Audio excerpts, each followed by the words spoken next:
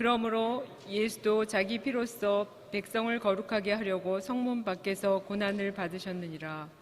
그런즉 우리도 그의 치욕을 짊어지고 영문 밖으로 그에게 나가자.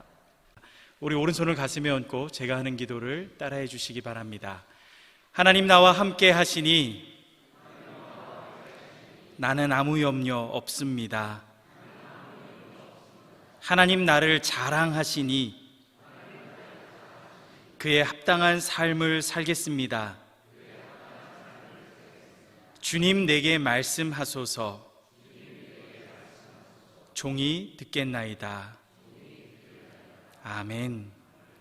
하나님 우리를 성육신의 연장으로 불러주셔서 감사합니다. 주님께서는 승천하셨지만 이곳 가운데 교회를 남겨두시고 교회를 통하여 몸된 예수 그리스도의 사역을 끊임없이 주님 오시는 그날까지 이루게 하여 주셨습니다. 소망교회가 성육신의 연장으로 이 땅에 소외되고 외롭고 아픈 자들에게 주님의 사랑을 흘려보내는 몸된 교회 될 수 있도록 인도하여 주시옵소서. 감사드리며 예수님의 이름으로 기도드립니다. 아멘. 사회봉사학교에서는요, 선교적 교회라는 개념을 함께 배우고 있습니다. 이 선교적 교회라는 개념은요, 한 사람의 선교사님에 의해서 조금 더 우리에게 구체화되었습니다. 그 선교사님의 이름은요, 레슬리 뉴비긴이라는 선교사님입니다. 이 선교사님은 인도 선교사님이었어요.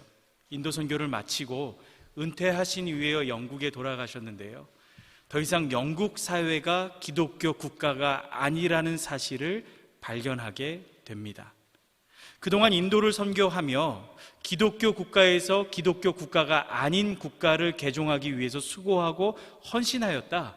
본국에 돌아왔는데 본국이 선교 대상지였던 인도보다 오히려 더 세속화되었고 오히려 복음이 없음을 발견하고 그의 마음 가운데 은퇴 후 남은 사역을 선교적 교회를 위해 수고하고 헌신해야 되겠다라는 결정을 하게 되는 계기를 만들게 됩니다. 서양 사회를요, 흔히 과거에는요, 기독교 국가 사회라고 불러왔습니다. 이것은 밀라노 칙령 이후 때부터 그렇게 불려졌는데요, 313년에 콘스탄티노플이라는 황제는요, 밀라노 칙령을 내립니다.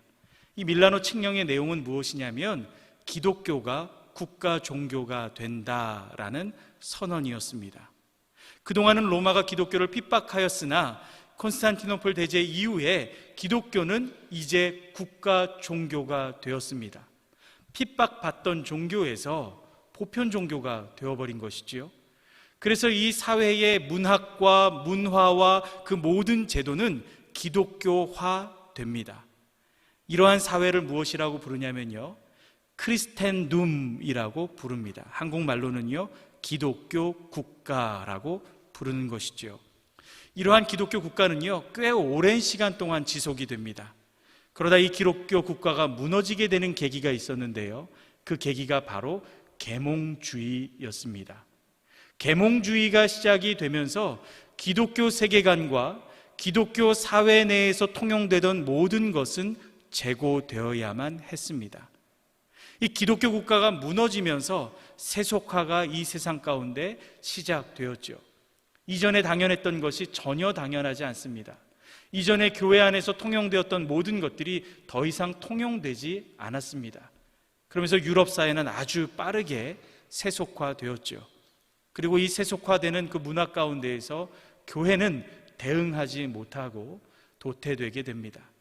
오늘날 유럽은 선교 대상지가 되었죠. 오늘날 유럽은 복음을 잃어버린 국가가 되었습니다. 그래서 이러한 사회 가운데 어떻게 교회가 교회되는지에 대해서 고민하고 대안적으로 선교적으로 또한 우리가 고민하는 교회가 바로 선교적 교회입니다.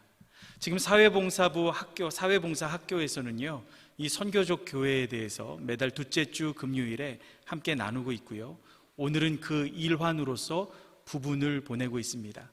그래서 이 시간 원래 참석하신 분들은요, 목사님 도대체 무슨 얘기하는 것인가 라고 어려우실 수도 있겠지만 저희는 계속 한 흐름으로 오고 있고, 오늘은 그 흐름 안에서 다리와 같은 역할, 개념 정리에 들어갑니다. 지난달에 교수님이 오셔서 설명을 하셨고요, 또 이어서 교수님이 오시는데요, 사용하시는 단어들이나 개념이 우리에게 익숙하지 않기에 오늘은 그 일부분인 개념을 여러분에게 소개하려 합니다. 유럽교회뿐만 아니라 한국교회도 위기 가운데 있습니다. 한국교회의 3040 세대는요, 교회를 끊임없이 떠나고 있다라는 통계가 발표되었습니다. 매년 10만 명 이상이 교회를 떠나고 있다, 더 이상 교회에 젊은 세대가 없다라는 통계 결과가 나왔죠. 그리고 100만 명에서, 그리고 혹자는 300만 명까지 교회를 나오지 않는 가난한 성도가 있다라고 이야기를 합니다. 주님을 구주로 믿고 있고, 나는 복음으로 신앙을 갖고 있고 하나님 나라의 일원이다라고 말하는 사람들인데, 교회를 나가지 않는 인원이 300만 명이나 되고 또 더욱 증가하고 있다라고 이야기를 하고 있죠. 이것은 한국 교회의 위기입니다. 한국 교회의 위기는 그 원인이 어디에 있을까? 사람들이 내적인 원인과 외적인 원인을 찾고 있는데요, 여러분에게 나누어 드린 프린트물에 우선 내적인 원인 그리고 궁극적인 원인을 몇 가지 나누었습니다. 먼저 표면적인 요인들을 한번 제가 여기 나와 있는 대로 읽어보도록 하겠습니다. 교회 정체성의 약화, 영성의 쇠퇴, 자기중심적인 교회, 교회의 세속화, 내실적인 성장에 대한 신학적 정립 부재, 기업식 교회 운영, 십자가와 부활에 관한 메시지 결여, 세상과 단절된 은둔 공동체, 교회 간의 단절과 생존 경쟁, 교회 내 신분의 계층화, 권징과 권위의 상실, 세상 문화에 뒤처지는 비전 없는 교회, 말씀의 궤도에서 벗어난 감정적 부흥회, 기도원 운동의 변질, 신학교 난립으로 인한 목회자의 자질 부족, 선교단체의 선교 열정 냉각 및 도덕성 쇠퇴, 명분 없는 교단 분열과 반목 질시, 개교회의 분열과 불화, 세속주의 물결, 왜곡된 신학, 그리고 사회 신뢰 실추, 사이비 종파로 인한 불신 초래 등이 있다. 제가 여러분과 첫 번째 시간에 나누었던 그림이 있을 것입니다. 별이 빛나는 밤에라는 고흐의 작품이었는데요, 이 작품을 보면 하늘에 아주 반짝이는 별들이 있는 것을 보게 됩니다. 그리고 이 하늘의 별빛은 이 마을 아래 떨어지게 되는데요, 마을의 각 가정의 창문 밖으로 새어나오는 그 빛을 통해서 하늘의 빛이 가정 가운데 반영되고 있음을 나타내고 있었죠. 근데 한 가지 특징이 있었어요. 이 그림의 정가운데 교회가 위치하고 있었는데요, 빛이 나오지 않고 깜깜하게 표시가 되어 있었다라는 것입니다. 세상 가운데 하늘의 빛을 전달하지 못하는 교회의 그림을 여러분과 나누었죠. 또 이 그림을 오마주하여서 그렸던 그림도 함께 나누었습니다. 교회에서 빛이 나고 있었는데요, 그 빛은 옆에 맥도널드에서 비춰진 빛을 반영하고 있는 그림이었습니다. 무엇을 이야기합니까? 교회로부터 빛이 나오고 있는데 세속의 빛이 나온다라는 것을 상징하는 그림이라고 여러분들과 나누었습니다. 오늘날 교회가 위기라고 이야기하고 있습니다. 그리고 한국 교회도 이 위기 상황 가운데 어찌할 바를 몰라하며 나아가야 방향을 찾고 있다라는 것이죠. 이 교회의 위기의 궁극적인 이유가 있습니다. 그것은 바로 교회가 개토화되었다라는 것이지요. 서양 교회가 계몽주의로 인하여서 세속과의 이별을 고했다면 한국 교회는 동일한 이원론이 미치게 됩니다. 이 개토화라는 것이 무엇이냐면요, 교회가 세속과의 관계에 있어서 세속을 이원론화했다라는 것입니다. 쉽게 말하자면 세속은 악한 것이야, 그리고 교회는 거룩함을 지켜야 돼 라고 삼았다라는 것이지요. 그래서 이 이원론은 교회와 문화를 양분시켰습니다. 이 양분에서 문제가 생기게 되는데요, 어떠한 문제가 생기냐면 이 교회의 복음이 사사화되었다라는 것입니다. 개념들이 너무나 어려운 말들이죠. 단어들이 조금 익숙하지 않은 것 같습니다. 근데 조금 더 이해를 해보시면 아주 쉬울 것 같아요. 교회가 세속 문화와 분리되었다라는 거예요. 그래서 우리는 70년대, 80년대를 거치면서 세속을 악한 것이라 여겨왔습니다. 그리고 세속과 구별된 존재로서 교회를 거룩한 공동체로 여겨왔다라는 것이죠. 그런데 이것이 좋아 보이는데요, 어떠한 문제를 일으켰냐면요, 사회와 전혀 분리가 되면서 복음이 사사화되었다라는 것입니다. 복음이 사사화되었다라는 것은 무엇이냐면 더 이상 사회에 영향력을 미치지 못하는 교회가 되었다라는 것입니다. 복음의 사사화는 무엇이냐면 나 자신의 개인 구원에만 관심을 갖게 되었다라는 것입니다. 개토화되었다라는 것은 교회가 세상 가운데 독립된 섬이 되어버린 것입니다. 독립된 섬으로 우리끼리는 구원받고 우리끼리는 행복하고 우리끼리는 좋으나 세상 사람들에게 전혀 영향력을 미치지 못하는 교회가 되어버린 것이죠.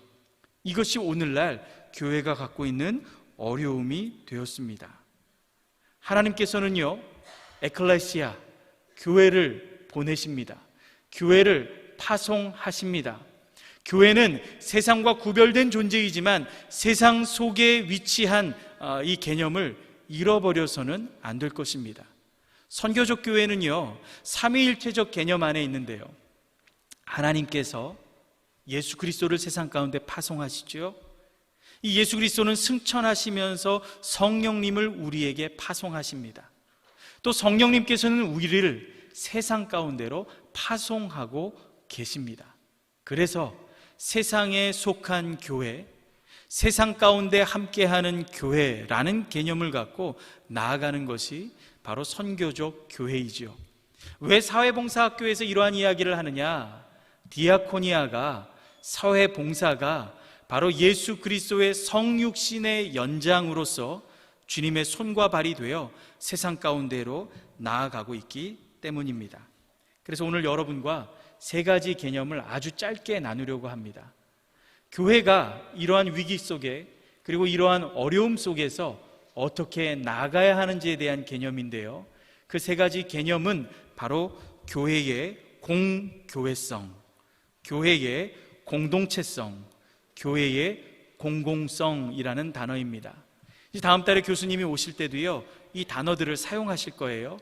그때 너무나 어색해하지 마시고 이런 개념이구나 라고 생각하시면 될 것입니다. 공교회란 무엇일까?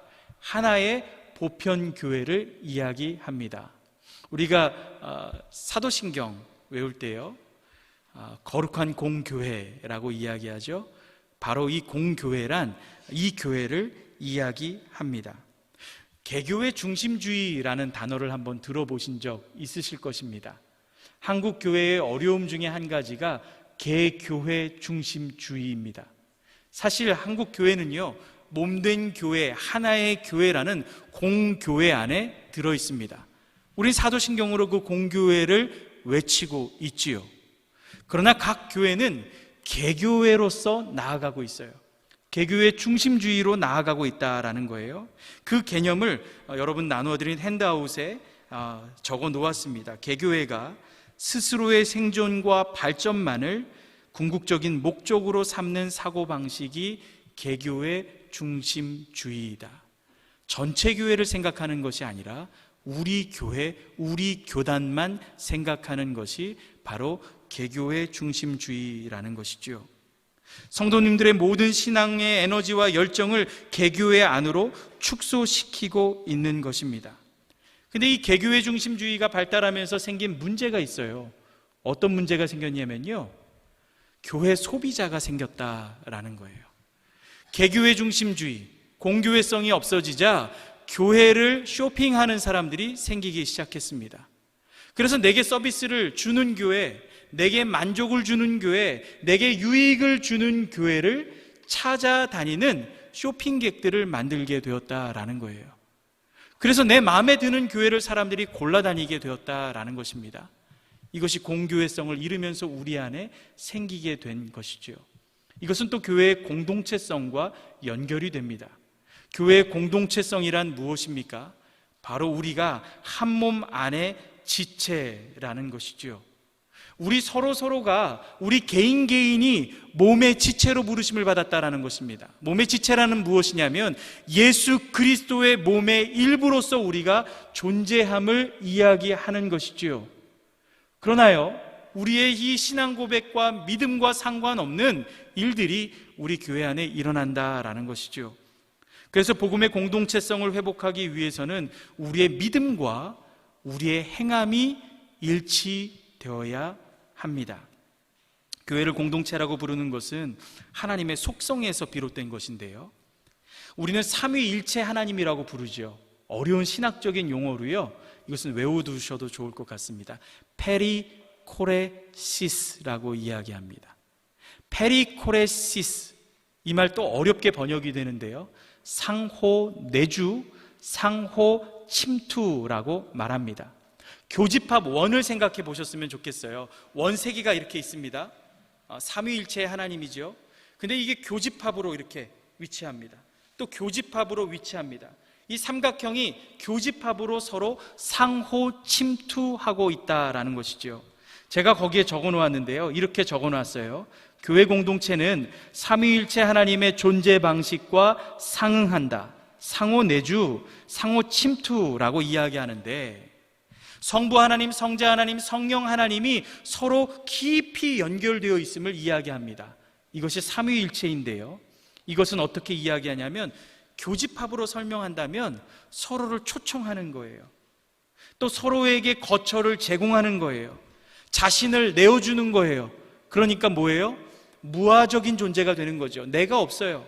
서로 그렇게 흡수하고 소통하고 거하는 그러한 공동체를 이루고 있다는 거예요. 성부 하나님, 성자 하나님, 성령 하나님이 그렇게 서로 페리코레시스하며 춤을 추고 군무를 추시고 있으니 우리도 그렇게 내 이웃에게, 내 공동체에게 내 어깨를 내어주고 내 마음을 내어주고 내 품을 내어줘야 하는 그러한 공동체성을 가져야 한다라는 것이죠. 마지막은요, 복음의 공공성입니다. 이 세속 가운데 교회와 문화가 이원론화되면서 교회는 사사화되었다라고 이야기를 했죠. 여기서 가장 잃어버린 것 중에 공공성을 잃어버리게 됩니다.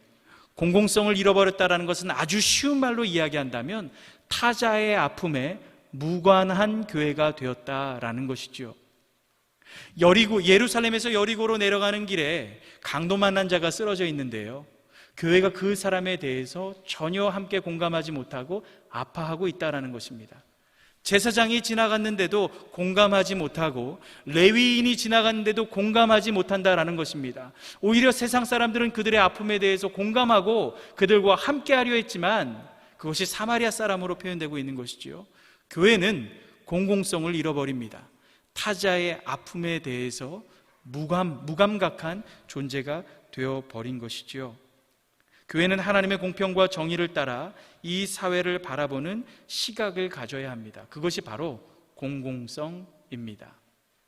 자, 우리는 선교적 교회에 대해서 함께 매달 둘째 주에 배우고 있는데, 오늘은 그 안에서 우리가 말하고 있는 단어들 중에 공교회성, 공동체성, 공공성에 관한 것을 아주 간단하게 나누었습니다. 이것이 왜 필요합니까? 교회가 세상 가운데 힘을 잃어버렸기 때문입니다. 산상수훈에서 주님은 우리를 향하여 무엇이라고 부릅니까? 너희는 소금이 되라라고 말씀하지 않으십니다. 너희는 빛이 되라라고 말씀하지 않으십니다. 뭐라시라고 말씀하시죠? 너희는 소금이다, 너희는 빛이다 라고 말씀하십니다. 근데 이 소금이 소금통 안에 있으면 어떻게 된다 그랬죠? 굳어져 돌이 될 뿐입니다. 소금통 밖으로 나와야 합니다. 세속과 이원론화되어서 개토화된다면 우리는 돌덩이 된 소금과 다를 바 없을 것입니다. 소금통 밖으로 나오라라고 말하는 것이 바로 공공성이고 공동체성이고 공교회성이라는 것입니다. 빛이다라고 말씀하는 것은 무엇입니까? 뚜껑을 덮어 우리만 비추는 것이 아니라는 것입니다. 뚜껑을 덮으면 우리만 비추는 것 같지만 산소가 모자라서 곧 꺼지게 되고 재만 남기게 된다라는 것이죠. 뚜껑을 열어 세상을 비추라라고 말하고 있습니다. 소금통 밖으로 나온다라는 것을, 뚜껑을 연다라는 것은 무엇을 이야기합니까? 나 자신이 세상 가운데 환원됨을 이야기합니다. 녹아져야 되는 것이고요, 태워져야 하는 것입니다. 교회가 이렇게 세상 밖으로 나와야, 공공성을 가져야, 공동체성을 의식하여야, 또 공교회성을 가져야 이 세상을 변화시킬 수 있습니다. 그래서 우리는 이 공공성과 공동체성과 그리고 공교회성을 갖고 사회봉사에 참여한다라는 이 개념을 이해하시고 또 우리 계속해서 사회봉사학교의 교육에 참여하시면서 배워갔으면 좋겠습니다. 오늘은 사회봉사학교의 한 부분으로서 단어의 개념 정리로 함께 나누었습니다. 우리 사회봉사학교에 참석하시는 여러분들 감사를 드리고 또 우리 소망교회 사회봉사의 여러 영역들 가운데 끊임없이 헌신해 주시며 봉사해 주셔서 감사합니다. 여러분이 실습으로 봉사에 참여하고 있지만 이 참여를 통하여 그곳 가운데 일하고 계신 예수 그리스도를 발견하시는 은혜가 있기를 원합니다. 기도하겠습니다.